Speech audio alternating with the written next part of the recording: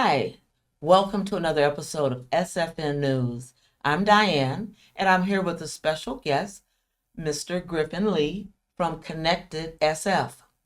Thank you for joining us today. Let's get to it. Griffin, welcome to the show. Thanks so much, Diane, for having me. Pleasure to be here and really grateful for the opportunity. Thank you. So, what is ConnectedSF? Yep. Let our viewers know. ConnectedSF is a civic engagement and advocacy organization here in San Francisco. Our mission is to inform everyday residents of San Francisco on important everyday issues. With that information, hopefully they feel empowered to have their voice heard and speak up. Okay. Empowered and speak up. Good words. What does ConnectedSF actually do day to day? Certainly. So we have a district group in each district. There's 11 districts here in San Francisco, and we work with each district group to find areas that need attention whether it's in their neighborhood or a wider district. We want to be able to find areas where to recognize what's positive happening within each of those districts, and really illuminate and highlight those problems and positives. We also focus on citywide issues. Okay. So, for example, this summer we did a lot of education and advocacy on the San Francisco budget. Good. Let me ask you this. How does ConnectedSF, you mentioned there's 11 districts, which in San Francisco we know. How does ConnectedSF help these districts? What impact has ConnectedSF had on the 11 districts in San Francisco to this point? Yep. So think about ConnectedSF as the infrastructure for these 11 district groups to mobilize. So a good example is in multiple instances in the last 6 months, the district group, certain district groups, District 5 and District 2. District 5 now, just for the audience. Yep. Where is District 5? District 5 is like the Tenderloin, the Hayes Valley. Okay. And then what I was going to say is District 2, which is the Marina, Pac Heights, Presidio Heights. Okay.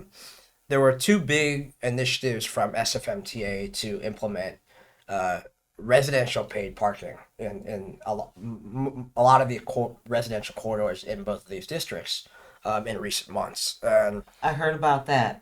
I heard there was a lot of outrage about that. There was a lot of outrage. And so we didn't actually hear of that on our own.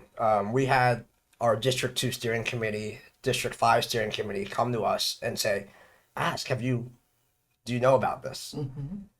We're a very small team, so there's only so much coverage we have, and so that's the power of the district groups and the steering committees that lead these groups, which it actually I should say is all volunteer based and on their own time.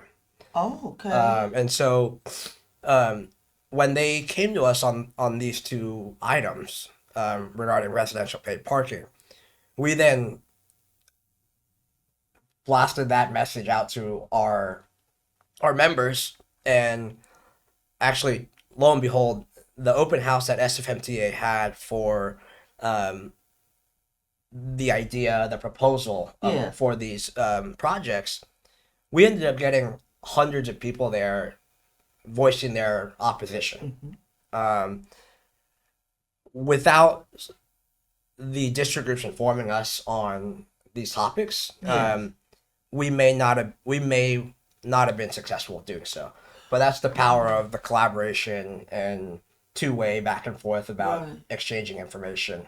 Right, exchanging information and collaboration is essential, as you know. And I want to ask you, from your perspective, what are 2 or 3 of the most serious issues facing San Francisco now? Number one, hands down, is still the drug crisis. Unfortunately, as we speak, overdose deaths are on pace to surpass 2024 total overdose deaths in San Francisco.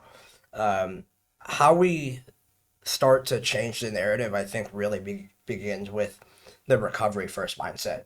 Not enabling these folks on the streets to continue to use drugs and sell drugs on our streets. So Connected SF is not a proponent of harm reduction? We are not outwardly spoken, high level. No, we're not. I'm not, and we're not a supporter of harm reduction. I think the only time we'd be supportive of harm reduction is when it's a physical doctor actually prescribing the drug, whether it's fentanyl or whatever. Yeah, harm reduction, some say that harm reduction enables the addict to continue. I find it just personally atrocious that they're passing out needles and items so to enable people to use, because the addict is killing themselves. So how can they be expected to make a good choice? But anyway, that's for another topic. So I want to ask you, why do you think trust has been broken between the people of San Francisco and City Hall? I mean, there's a numerous of examples I could bring up. I think one prime example is the amount of funding, and how big our budget is, and the lack of outcomes we're seeing. Right. I think under the new administration, we're starting to see small incremental improvements. But why are we seeing small and incremental improvements when we have a drug den on our streets?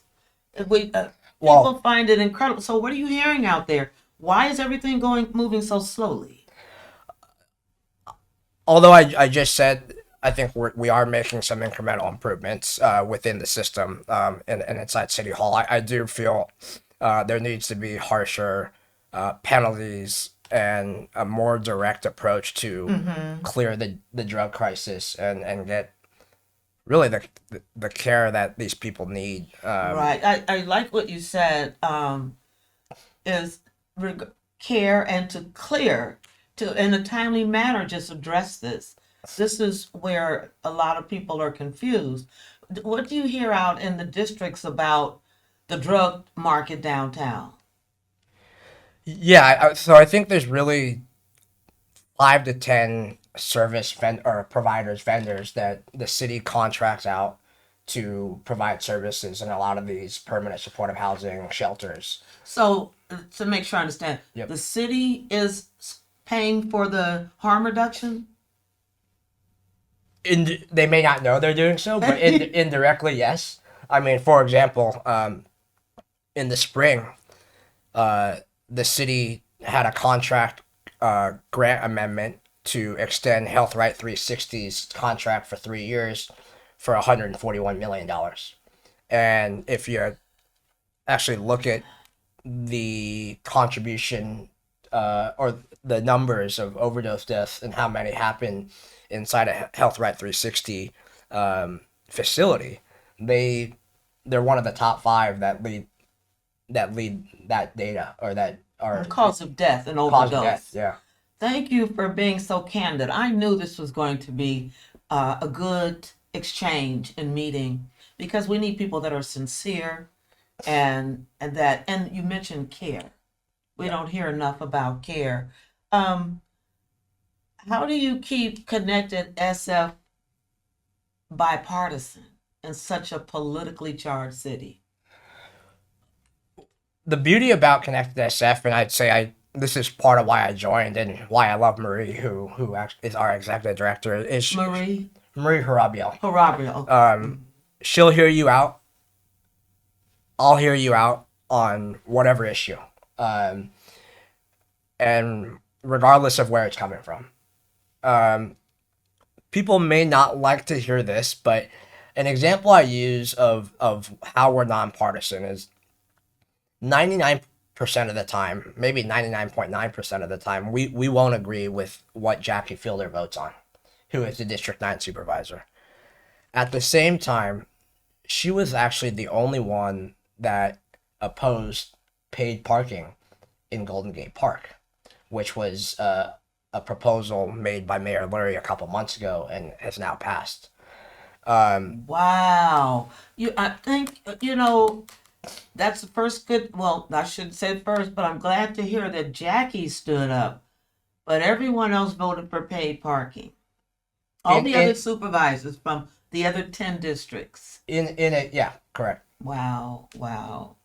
Um, Moving along, let me ask you this question. How can someone, because someone's watching, they're like, yeah, it's a bunch of malarkey. But how does a person turn that skepticism, that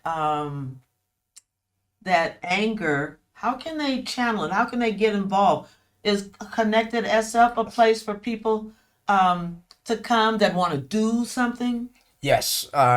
Again, like I mentioned here at the beginning, we are really provide the infrastructure for people to get involved. So whether that's providing an email template to send to your supervisor about X topic, whether that's providing a template for you to go speak at public comment on an agenda item that you support or oppose. Okay.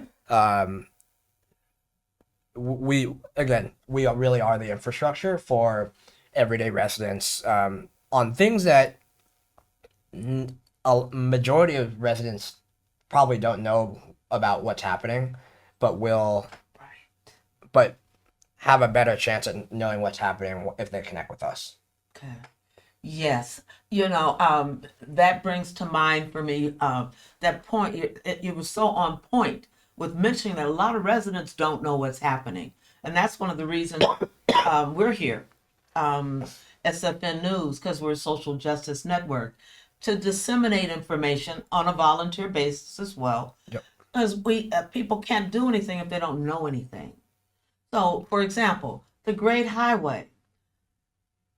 One of our favorite topics, it was the misinformation. Misinformation is a major problem. It would be nice if it was illegal, but moving right along, it wasn't. The Great Highway happened, the closure. So a lot of people want, and so I'm getting personal here. Even though I'm in District 10, which Yep. is on the other side, but we're all connected because the city is so small. Sure. And my West Side neighbors have not been treated. Our West Side neighbors have not been treated fairly. So it's connected, and what I mean by not having been treated fairly is the fiasco, the misinformation, which caused the majority of San Franciscans to vote yes on K because allergies, I understand. Yes on K because they did not understand. I mean, how many parks do we have already in that area? So saying all that to say, have people come to Connected SF for help? Are we going to get this great highway open again? I mean, we must. That's another fight, but I just want to hear your thoughts about that. Yeah, so our District 4 group, Sunset United Neighbors, Okay. is very active Love that in the group. recall of Joel and Gardio. Right. They feel betrayed. Yes. They feel disrespect, Yes. and trust has been lost between our steering committee on Sunset United Neighbors and Joel. We had the entire steering committee and many of our members, and majority of our members in District 4 were actually supportive of Joel and voted for him to get in office 4 years ago or 3 years ago. Albert Chow was on the show, the owner of the Great Wall, and Josephine Zhao was here. Yep. Haven't spoken to Gregory Young yet. Again, but he's been here once before, but we totally understand, and that's why we support our neighbors because they need to be treated fairly. And we've been watching, and so that's why we were delighted to have you on the show and mention that topic. I want to thank you so much for appearing on the show. And do you have any parting words for our listening audience or any statement that you'd like to share with people? I think the number one thing I'd like to share with people, especially residents of San Francisco, is don't be afraid to get involved. don't be afraid to speak up. The more you show up on what you care about, the better chances you'll find the quality of life for yourself and probably neighbors and the rest of residents of San Francisco to continuously improve and rebound, in which I think we're headed that way right now. So if someone wants to get involved with Connected SF, what do they do? Yeah, certainly. ConnectedSF.com is our website. There's ways to register and sign up to get involved, and you actually hear from me once you fill out that form.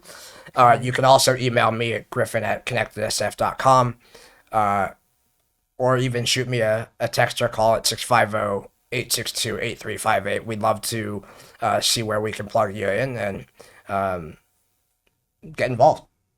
Wonderful. Yeah. Thank you so much, Griffin. Thank you, Diane. Really appreciate it. It was a pleasure. So as we close today, we want to thank you very much.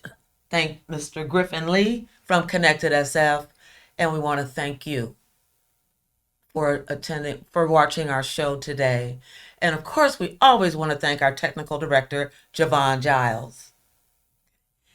So stay tuned. If there's a topic that you'd like us to address, send us an email at sfnewstv@gmail.com, or you can send me a personal email at Diane Smith, that's the numeric number 1, Diane Smith @comcast.net.